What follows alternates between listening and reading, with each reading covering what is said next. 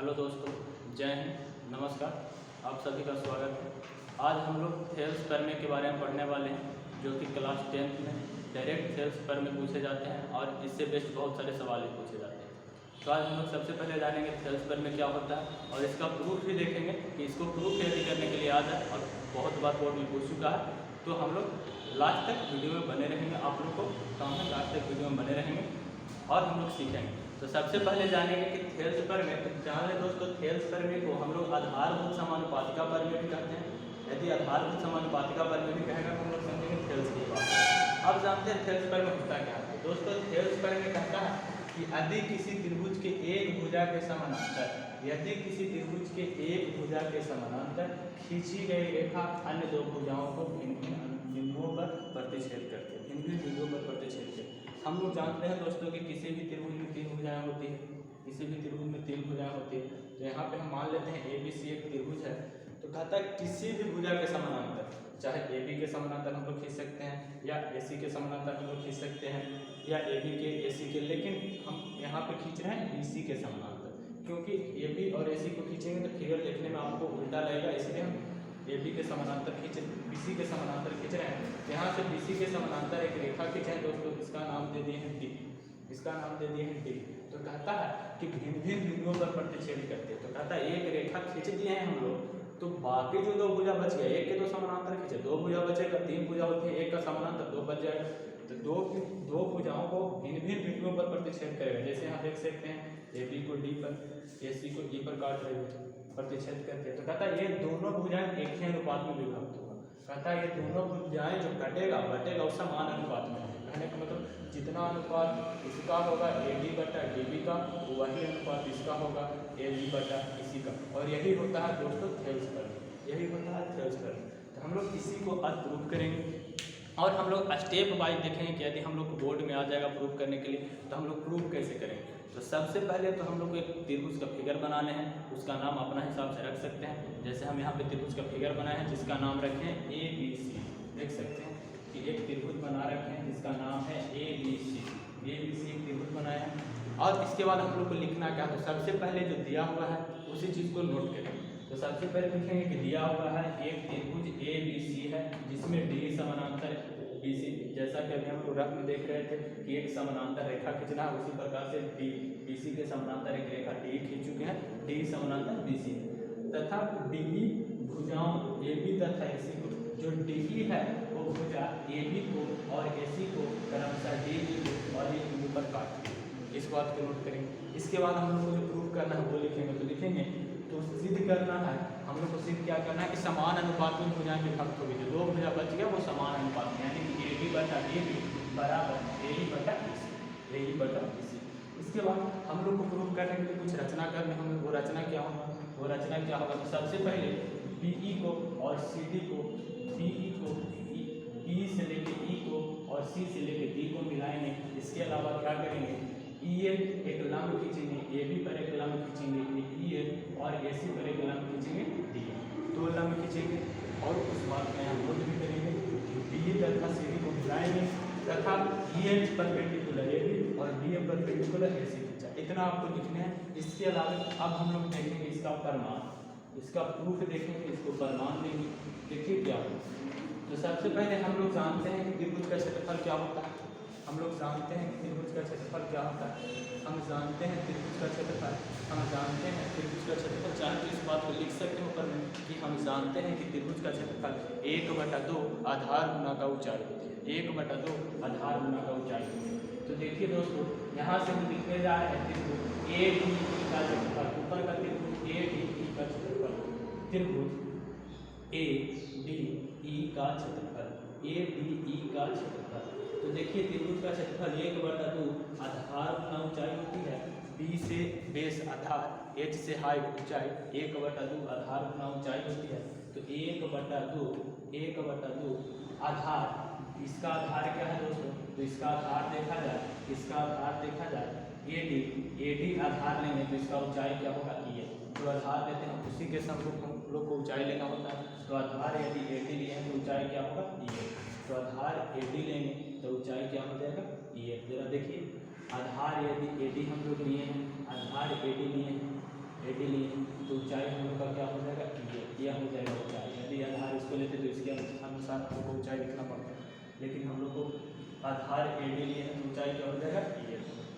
L. इसको हम लोग शॉर्ट में ऐसे लिख सकते हैं एरिया ऑफ त्रिभुज ADE, इस प्रकार से लिख सकते हैं, इतना नहीं लिखे, एरिया ऑफ त्रिभुज ADE इक्वल टू कितना है, इसको हम लोग कहेंगे समीकरण।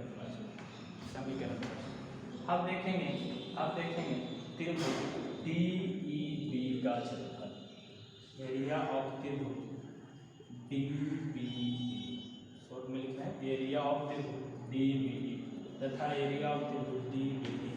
त्रिभुज का क्षेत्रफल क्या होंगे 1/2 आधार गुना का ऊंचाई, तो 1/2 इसका आधार देखा जाए दोस्तों तो इसका आधार क्या होगा DEE, DBE इसका देखें दोस्तों DBE, यह वाला त्रिभुज, यह जो त्रिभुज आपको दिख रहे हैं, यह वाला त्रिभुज देख रहे हैं, ये वाला त्रिभुज, इसका क्षेत्रफल हम लोग निकालने जा रहे हैं DBE। तो इसका आधार हम लोग मानते हैं कि आधार क्या है, आधार क्या है DB, आधार क्या है DB। अब हम लोग देखेंगे यदि आधार DB है तो ऊंचाई क्या हो, जरा देखिए इसी रेखा पे परपेंडिकुलर खींचा हुआ है, तो इसका भी ऊंचाई क्या होगा ये, इसका भी ऊंचाई क्या होगा ये, इसको कहेंगे समीकरण 2। इसको हम लोग क्या कहेंगे समीकरण 2। इधर वाले को क्लियर करेंगे ताकि हमारे पास जगह नहीं है तो जगह बन सके।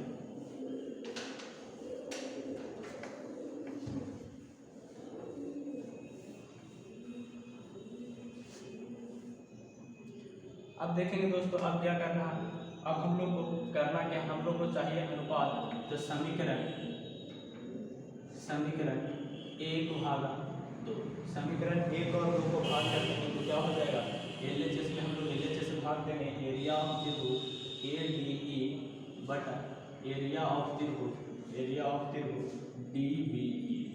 दोनों समीकरण LHS में LHS से भाग देंगे, RHS में RHS से भाग देंगे।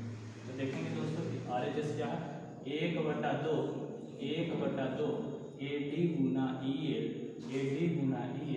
बटा 1/2 DB गुना EL, इतना लिख लेंगे।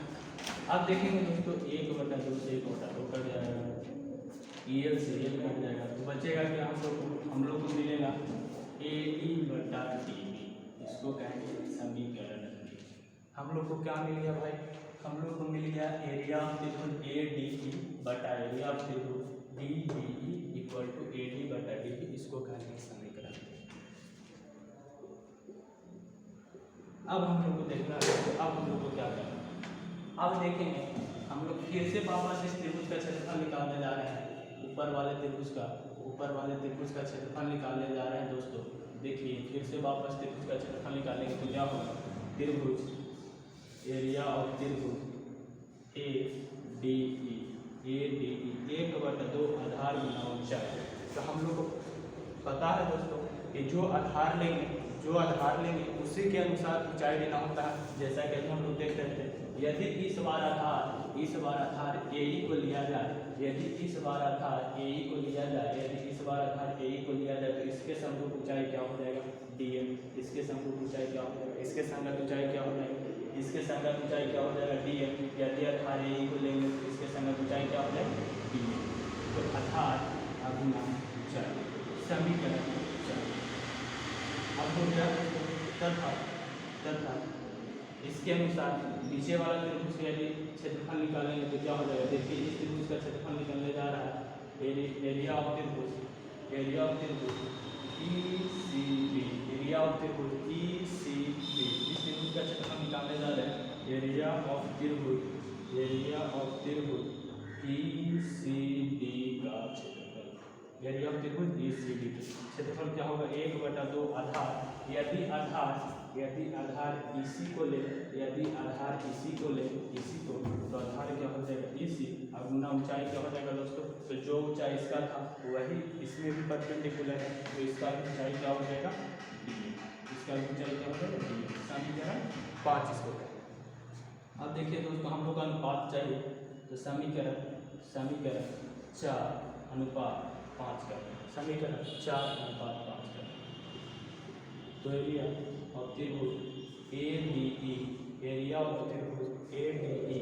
बटा एरिया ऑफ त्रिभुज ECD इक्वल टू RHS में क्या है 1/2 AE गुना DM बटा 1/2 AC गुना डी।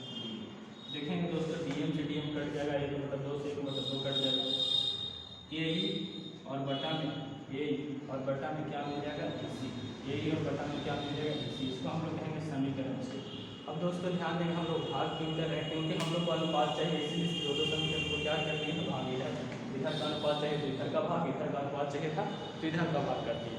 अब हम लोग आ चुका है समीकरण 6 तक, तो यहाँ पे आ चुका है एरिया ऑफ त्रिभुज ADD बटा एरिया ऑफ त्रिभुज ACD इक्वल टू AE बटा EC, AE बटा EC। अब थोड़ा सा ध्यान देंगे दोस्तों, हम लोग को यहाँ पे क्या करना है, यहाँ पे ध्यान देंगे। देखिए क्या है यहाँ पे दोस्तों, यह समानांतर रेखा है, यह भी समानांतर रेखा, और हम लोग को एक परमेय पढ़ना था, हम लोग को एक परमेय पढ़ना था। वो परमेय क्या था भाई, वो परमेय यह था कि यदि समान आधार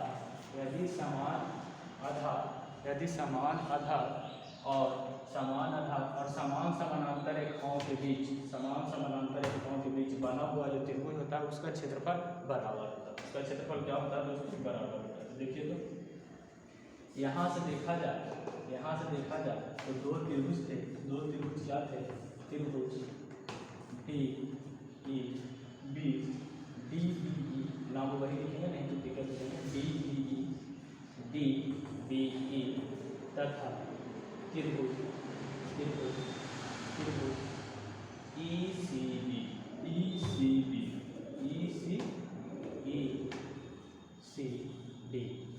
त्रिभुज DBE, त्रिभुज DBE और त्रिभुज AECB, दो त्रिभुज है। इसका आधार देखा जाए, यह त्रिभुज है, इसका आधार समान कौन है D, और इसमें भी आधार समान कौन है D। दोनों त्रिभुज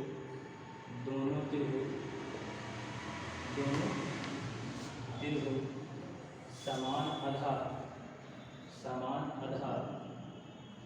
DE तथा समानांतर रेखाएं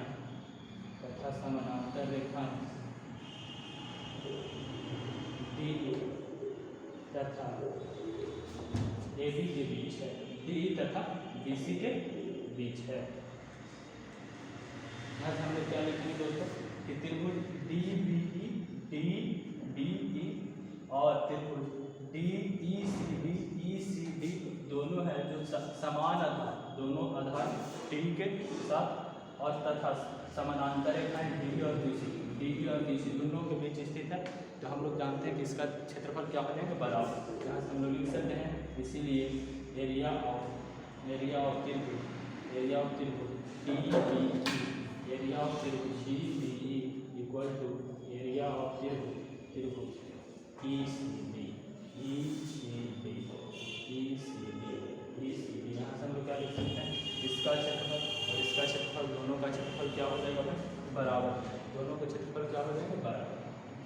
जब दोनों का क्षेत्रफल बराबर हो जाएंगे तो हम लोग क्या लिख सकते हैं भाई, ECD।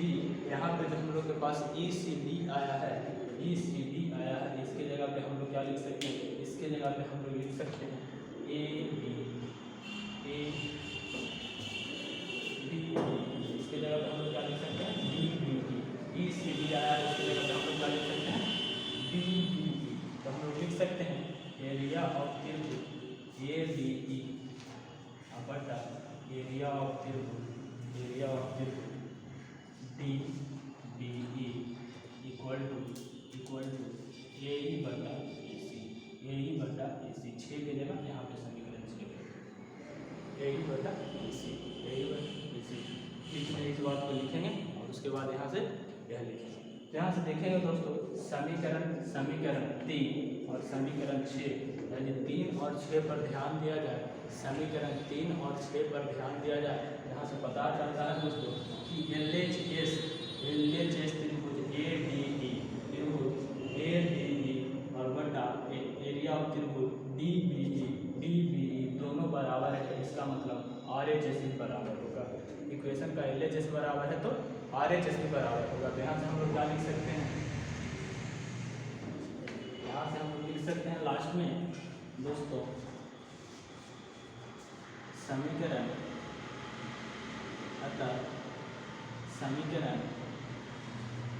3 और